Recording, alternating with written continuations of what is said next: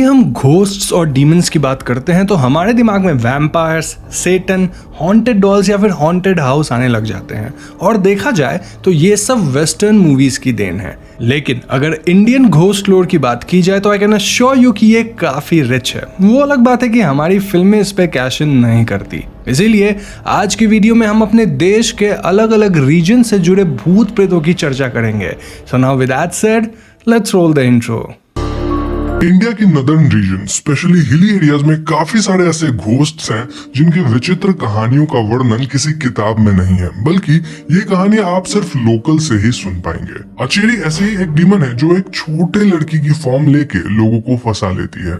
कुछ लेजेंड्स की माने तो टॉर्चर्ड, अब्यूज्ड और मर्डर्ड लड़कियों की सोल्स ही आफ्टर लाइफ में अचेरी बन जाती है और इनको ज्यादातर पहाड़ी क्षेत्रों में ही पाया जाता है। रात को अपनी नींद से जाग के पहाड़ों से उतरते हुए अचेरी अपने उदास आवाज में गाना गाती है, जिससे इनकी आवाज पहाड़ों में अक्सर गूंजती है। अब हिली एरियाज के रेसिडेंट्स अचेरी के गाने को एक बैड ओमेन मानते हैं। उनका मानना है कि ये गाना डेंजरस इलनेस का वार्निंग है।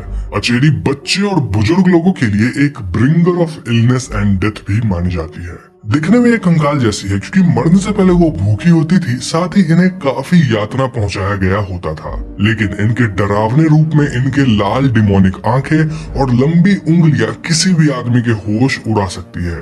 कहा जाता है कि अचेरी के पास शेप शिफ्टिंग जैसी एबिलिटीज है। बेसिकली बोला जाए तो वो रूप बदल सकती है और इससे वो अपने विक्टिम्स को कैच करती है। पहाड़ पे रहने वाले लोगों में अचेरी से बचने के लिए एक पॉपुलर कस्टम है जहां ये कोई भी रेड ऑब्जेक्ट जैसे कि ताबीज, कपड़ा या रेड रिबन्स का इस्तेमाल करते हैं, जिससे अचेरी भाग जाती है। पहाड़ों में पेरेंट्स अपने बच्चे को रेड रिबन्स पहनाते हैं और ये एक बैंड जैसा हो सकता है, इसे वो लोग चार्म मानते हैं ताकि बच्चे अचेरी से सुरक्षित रहे। अब ऐसे ही और भी इंटरेस्टिंग लेजेंड्स इंडिया के नदर्न पार्ट में एग्जिस्ट करते हैं, लेकिन इनके बारे में सिर्फ उसी रीजन के लोग जानते हैं और वो अपने अगले जनरेशंस को इसे स्टोरीज के फॉर्म में बताते हैं। मतलब इसके सिर्फ ओरल रिकॉर्ड्स हैं। ऐसे ही कुछ घोस्ट्स हैं देव जो पहाड़ी इलाकों के लोगों को और कैटल्स को परेशान करता है। देन एक और है रुनिया जो कि हिली एरियाज में अक्सर होने वाले एवलॉन्च और लैंडस्लाइड्स के लिए रिस्पॉन्सिबल माना जाता है। नाउ घुल या घूल इनमें से एक ऐसा क्रीचर है जिसके नाम से आप शायद थोड़ा बहुत फेमिलियर होंगे। स्पेशली जब सीरीज आई थी तो आपको काफी कुछ पता चला होगा। घुल आर एक्चुअली डीमंस जो कि ग्रेवयार्ड्स और बरियल ग्राउंड्स में पाए जाते हैं, जहां ये मृत शरीर से मांस खाते हैं। घुल भी शेप शिफ्टिंग एबिलिटीज पोजेस करते हैं और वैसे देखा जाए तो घुल के ओरिजिन्स अरबिक फोकलोर में है, लेकिन इंडिया के नदर्न पार्ट में घुल से मिलती जुलती छलावा काफी पॉपुलर है, लेकिन उसकी कहानी भी रीजन वाइज काफी बदलती रहती है। अब ईस्ट इंडिया की घोस्ट लोर काफी रिच और डाइवर्स है। वहाँ के घोस्ट और उनके लेजेंड्स वहाँ के कल्चर, इकोलॉजी और सोशल स्ट्रक्चर से काफी हद तक मिले जुले हैं, यानी कि एसोसिएटेड है। बंगाल के लिटरेचर और फोकलोर्स में बहुत सारे घोस्ट का जिक्र किया गया है।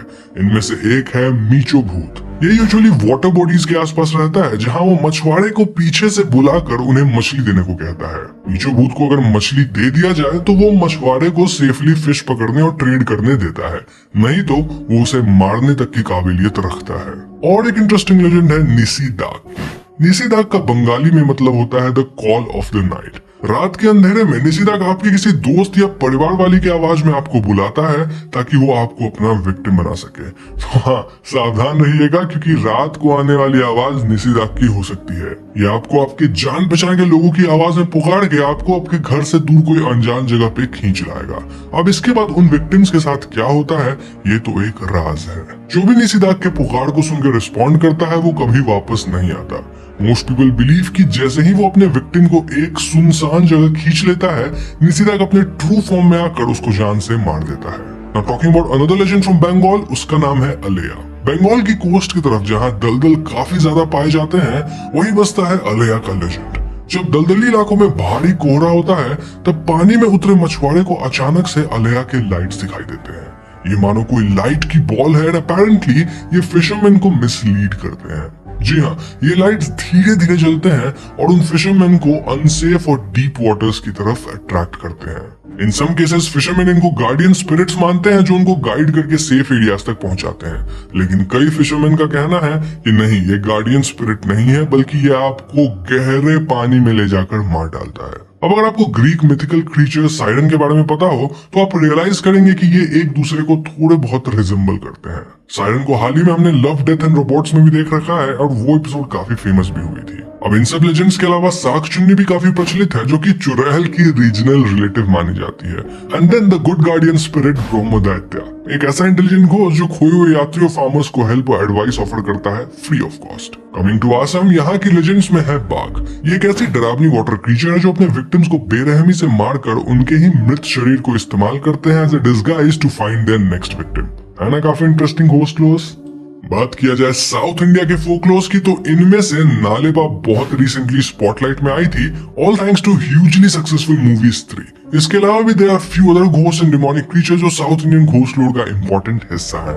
महाराष्ट्र के फोक टेल्स में चितकिन की कहानी ऑलमोस्ट हर घर में बच्चों को पता होता है। ये एक ऐसी डायन है जो ज्यादातर एक ओल्ड वुमेन के फॉर्म में अपीयर होती है। अकॉर्डिंग टू द स्टोरी, चितकिन गांव के जानवर और कैटल को खा जाती है, लेकिन किसी को उस पर शक नहीं होता सिंस वो अपने ट्रू फॉर्म को रिवील नहीं होने देती। लेकिन एक दिन चितकिन के मन में ह्यूमन स्पेशली बच्चों को खाने का ख्याल आता है, फॉलोइंग विच वो गांव से एक बच्चे को उठाकर जंगल के बीचों बीच अपने घर में ले जाती है। अब वहाँ एक वुडकटर मौजूद था और वो उसे देख लेता है और वुडकटर अपने प्रेजेंस ऑफ माइंड से उस बच्चे को तो बचा ही लेता है, साथ ही वो चितकिन को गांव तक खींच लाता है। और भाई गांव में तो गांव वाले ऑलरेडी बच्चे को ढूंढ रहे थे, तो चितकिन के आते वो उसे जान से मार डालते हैं। माना जाता है कि चितकिन हिप्नोटिज्म करने में माहिर होते हैं। नाउ अब जब घोस्ट लोर्स की बात हो रही है तो भाई हम केरल राज के यक्षी की बात कैसे नहीं कर सकते हैं। वैसे तो यक्षी बहुत सारे रिलीजन्स में पाए जाते हैं और हर एक धर्म में इनके डिस्क्रिप्शन बिल्कुल ही अलग अलग और कॉन्ट्राडिक्टरी हैं। कुछ धर्मों के अनुसार यक्षी काफी अच्छे और हेल्पफुल होते हैं,